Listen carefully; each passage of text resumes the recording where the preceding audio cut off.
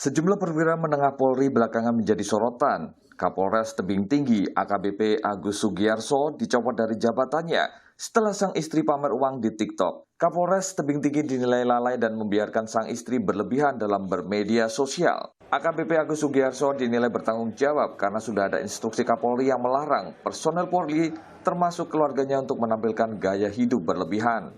Selain Kapolres Tebing Tinggi AKBP Agus Sugiarso, Kapolres Labuan Batu AKBP Denny Kurniawan juga dicopot dari jabatannya karena kasus serupa. Jadi atas hal itu, ini dilakukan evaluasi terhadap dua Kapolres di Sumatera Utara. Di Labuan Batu, kasusnya sekarang ya. jadi apa ya? Jadi saya sampaikan beberapa waktu lalu pun sama seperti yang terjadi di Tebing Tinggi.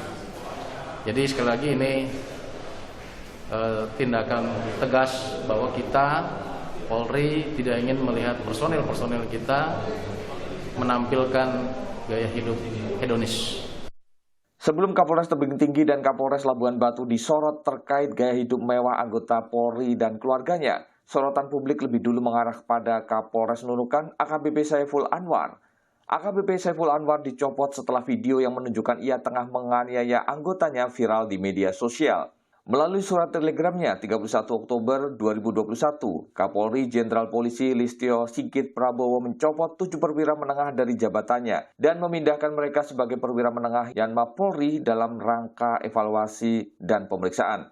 Ketujuh perwira menengah Polri yang dicopot yakni Dirpol Airut Polda Sulbar Kombes Pol Franciscus X Tarigan, Kapolres Labuan Batu Polda Sumut AKBP Denny Kurniawan, Kapolres Pasaman AKBP Dedi Nur Adriansyah, Kapolres Tebing Tinggi AKBP Agus Sugiarso, Kapolres Nganjuk AKBP Jimmy Tana, Kapolres Nunukan AKBP Saiful Anwar, dan Kapolres Luwu Utara AKBP Irwan Sunudin.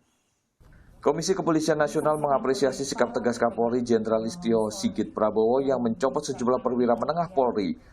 Pencopotan perwira menengah termasuk Kapolres dinilai akan memberi efek jera dan melancarkan agenda reformasi Polri. Kami dari Kompolnas menyampaikan apresiasi yang tinggi kepada Kapolri karena dengan cepat mengambil sikap yang tegas dan lugas menyikapi banyaknya pelanggaran yang dilakukan oleh oknum anggota Polri di lapangan akhir-akhir ini. Dan langkah ini sudah diwujudkan nyata dalam bentuk terbitnya surat telegram Kapolri kemarin yang berisi pemutasian 9 perwira menengah Polri untuk dipindahkan ke Yanma Mabes Polri dalam rangka pemeriksaan. Pencopotan sejumlah perwira menengah Polri yang kepemimpinannya dianggap bermasalah hanya segelintir masalah yang menjadi sorotan publik. Kepolisian juga dihadapkan pada sejumlah kasus penanganan perkara yang mengusik rasa keadilan. Di antaranya kasus saling lapor antar preman dan pedagang yang terjadi untuk kedua kalinya di Sumatera Utara. Kasus terbaru terjadi di Pasar Pringgan, Kecamatan Medan Baru, Kota Medan. Dalam kasus ini, pedagang yang menganiaya preman justru jadi tersangka setelah mereka saling lapor ke polisi. Atas kasus ini, Polda Sumatera Utara mencopot Kanit Reskrim Polsek Medan Baru, Ibtu Iwan Sitorus karena dianggap salah dalam menangani perkara. Keluhan atas kinerja polisi juga bersumber dari ulah oknum polisi nakal, salah satunya terungkap lewat video viral di media sosial Twitter.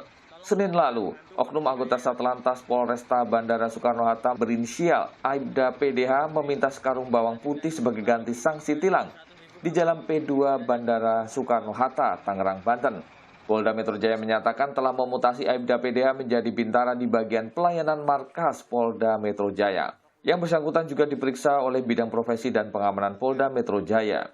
Langkah Kapolri menindak tegas anggotanya yang bermasalah patut diacungi jempol. Terlebih, jika tak diselesaikan masalah yang membelit kepolisian hanya akan memperburuk citra Polri. Tim Liputan Kompas TV.